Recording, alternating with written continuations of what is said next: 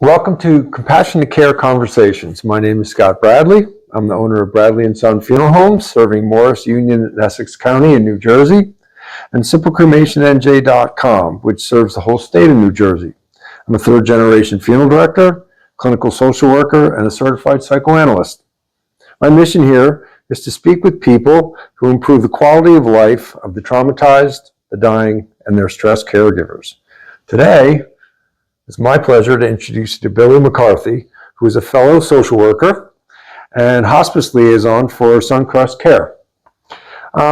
Billy, can you tell us about yourself and how you found your way into social work? Sure, Scott. Thank you very much for having me today. It's good to be here with you in Austin. And it goes way back to, I suppose it would make sense to let you know that I'm the youngest of 8 kids. Oh. And I grew up in Boston, Massachusetts, and it seems in my memory, my folks had been elderly, from a very early age. My dad was sick from my first memory, and my mom was always the caregiver.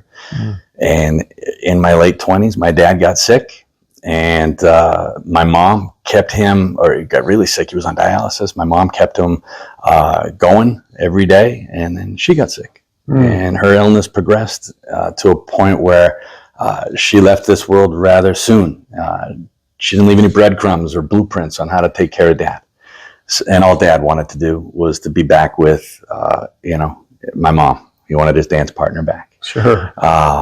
As a new social worker in my family, until that point, I was always just little Billy until nobody could figure out the last 16 months of my dad's life, how to move forward, how to plan for it, how to react. It seemed that we were always reacting to something that we didn't see coming. And I remember one Thanksgiving waving my arms down the table. I'm like, guys, this is what I do. And between dinner and dessert, we had a plan, and I went from little Billy to build a social worker. Mm-hmm. And that's kind of carried that through into my career. And as you know, you can't connect the dots moving forward. You can only kind of look back. Sure. and connect them. So from, the 10 years I spent in elder protective services through, I was a discharge planner at one of the bigger nursing homes in Massachusetts, moved on to work, used the social work to be able to emphasize, to show empathy to the people that I was serving, whether it was, moving into a senior living or 15 years ago, I started providing senior home care to folks. Oh. And all through that journey, the families that resonated the most deeply with me, the ones I really felt that I took from a place of fear to a place of, okay, we can do this and make a plan, were the folks who were either terminally ill or had an aversion to hospice. And oftentimes I was able to share my autobiography with folks in a way that helped them to make better decisions. And it's all about education and providing information to folks. In these situations, it's not always information that is solicited. It's not comfortable to talk about a lot of times. Right. So finding ways to make it comfortable has always been my goal. I dare say that you were born to be a social worker. I would love to think that.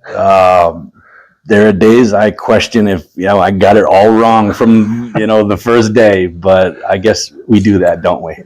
We second guess it on some days. Oh, maybe good social workers actually do that. They're constantly questioning and analyzing to see if they've been empathic enough.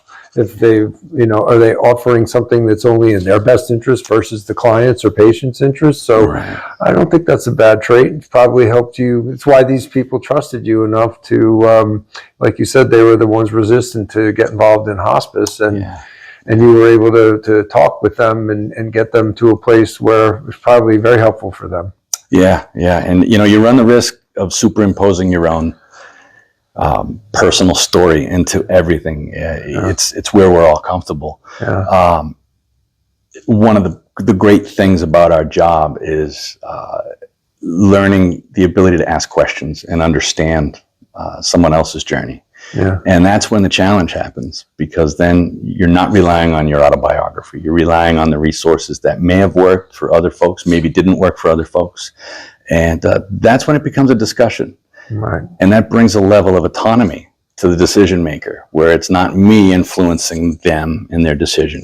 I'm just providing information and letting them know what may have worked or didn't work in the past. So,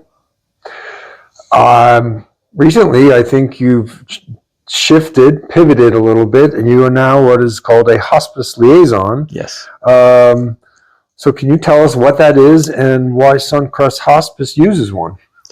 I'd be happy to.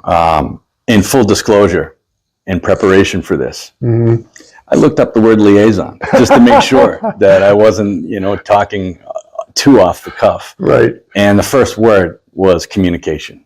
And they nailed it, because what my role actually is I'm a go-between the customer, the patient, their family, the professionals who are referring or recommending hospice. And I set myself up as sort of the hub of that information, where everybody's got an expectation. The facility who perhaps they made the referral to me, they want this person taken care of. The family might not necessarily want to talk about that. So I have to find a way to make that conversation happen in a way that allows this family to understand what's happening next. The challenge is everybody wants to know what's happening the day after tomorrow, 2 weeks from now, 3 weeks from now. So my goal is always to try to stay short-sighted about it and focus on the moment. And that's a difficult thing to do, because we're all warriors, and the unknown is a burden to carry. And I try to remove that and give people permission to stay in the moment, and to have faith that when that thing comes up in 2 days, we'll have the resources to manage it, to plan for it, so that things, when they drop out of the sky on us, it's not a surprise all the time. Do you see that as lowering anxiety? To me, just hearing you say that, to be able to stay in the moment as opposed to worrying about 2 weeks or 2 months from now, is helpful in supporting the person who's dying, patient. I think it's helpful in all situations. Nobody makes a good decision when they're emotional about it. There's nothing more emotional about making a decision about end of life and what happens leading up to that moment, what happens after that moment. Where you folks come in, it's I imagine the conversation is just as difficult, because we're talking about real life situations that nobody anticipated coming up. All right. So, all right. I like that approach. Of all the areas in social work, why hospice? It's tough stuff. Yeah.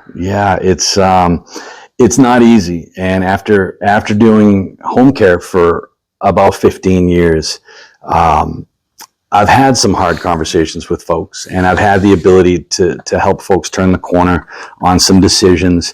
As I look back on the first part of my career, I've got a few decades left, God willing. The people I feel I've impacted the most change on are those who have had the most significant situations, like end of life, unthinkable situations, areas where other folks might not have been able to make traction in enabling those conversations to happen.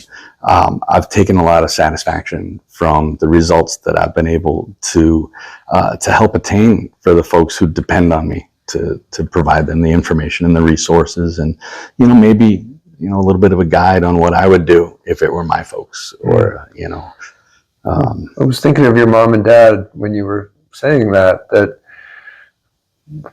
with 7 brothers and sisters and elderly kind of parents when you were young, does that give you some kind of, not that you would have been aware of it, but a fearlessness about end of life issues and death? Maybe, I don't know. It sort of was part of your life, because I'm a 3rd generation funeral director. What I heard every single day at the dinner table was a story about someone who had died in town, and tragedies. And so I grew up with that story kind of telling every single day. And it's not that I'm immune to it at all. I still am very affected by people's death situations, but I feel like I have some kind of courageousness to help others and be able to, get through that. I relate to that a lot. And it's not something conscious that I think I'm aware of. Yeah. I don't think it's a skill that I sought out to learn consciously. Right. I think it was just always there. It was normalized for me. Yeah. I hesitate in using the word desensitized because it still impacts me. Sure. In a very heavy way. Yeah. To a fault at times. I have tremendous support at home from my wife and my kids. I've got a 20-year-old and a 17-year-old. They all know what I do. I drag them along to work, as often as I could. And they get what I do. But it's when other people react to a story I would tell about something that's very normal to me, and they're looking at you like their eyebrows are popping off their forehead because they can't believe that that's normal for me. I imagine the same thing must happen in the funeral business. It's not something that rolls off of folks' tongues. No. The event that we did here a few weeks ago with the Center of Hope, was it Center of Hope and Center for the Heart, and of course, having it here in this room, it was amazing to be able to come together and with Clelia from Goldberg Law, New Jersey Center of Elder Law. We noticed we all have something in common. What we provide to the community, it's interesting to market that in a way that removes that dark cloud that we all seem to drag around. We're in a room with hospitals and home care companies and all these folks who provide these wonderful services, and then you got the doom and gloom of end of life planning, and then you lose your audience because no one's ready to talk about that. This event was a step towards normalizing that, towards opening that conversation. So I appreciate the ability to do that. It takes a tremendous amount of self-awareness because the moment you get desensitized, I had a nursing home administrator who used to say, the moment that these people become widgets to us, it's time to get out of the business. Right. It's every situation is unique unto itself, and it deserves that amount of honor and respect. Yeah, good for you. So you've worked in several different situations where end-of-life issues may come up. Currently, you're working for a hospice organization. So can you give the audience some benefits of using hospice versus other types of end-of-life care services? Sure.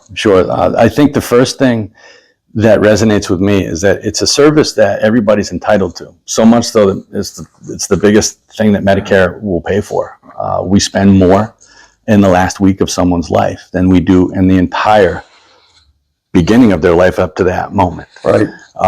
And every bit of it is covered by Medicare. And if they have a Medicare bundle, it's whatever it is, Medicaid, Medicare, some of these bundle packages, everything is covered, from the equipment to the medications to the services, the human beings going in and servicing, the nurses, the home health aides, the chaplains, the social workers, the volunteer services that just really drive the experience for folks and really make it a lot different. It's really an honor to be a part of somebody's journey in that way. So I don't know any other way to put it other than, people don't know what they don't know. And it's not a topic people seek information. I was telling Austin earlier today that I was doing a panel discussion at a local senior center. And there are about 30 or 40 residents. And I was fourth on the panel, and it was great energy with everybody else. I was second to last to the reverse mortgage guy. Right. So I kind of made a joke that you're sitting at this end of the table when you get the hospice guy and the reverse mortgage guy. But I just paused and I got up and I had everybody take a deep breath, and I asked the group, how many people have planned for their retirement? Everybody raised their hand. How many people have started their planning for, have you done a prepaid burial plot? Half the room said, yeah, we're Medicaid planning, so we did that. So y'all got in your car today and you drove here with the intention of learning more about how to gain information. Who here has picked out their hospice? Raise their hands. And everybody kind of snickered and laughed. And I said, well, that's, you see where we fit in. No one thinks about us until you absolutely, the day after you need us. And that's no time to start making these decisions. So it's unavoidable at times because people don't want to ask those questions. They're not seeking that information actively. So my goal, and I told the group this, my goal is not to get you to come out and visit my office or have me come out and sit and we'll talk about a plan, or we'll at least, maybe put a magnet on your refrigerator for when you need it, you'll know who to go to. That's not what I'm here for. Formulate some questions and then find somebody you're comfortable with asking those questions to. And then my job is to be approachable and to be helpful and to be knowledgeable and not to fake it till I make it. If I don't know the answer to a question, they're going to get a bridge to when I find somebody who knows the answer to that. I'm not going to make stuff up on the spot because that doesn't help move the ball forward. Mm-hmm. Well, I think Suncrest hired the right person for the job. So thank you. Thank you. I appreciate that.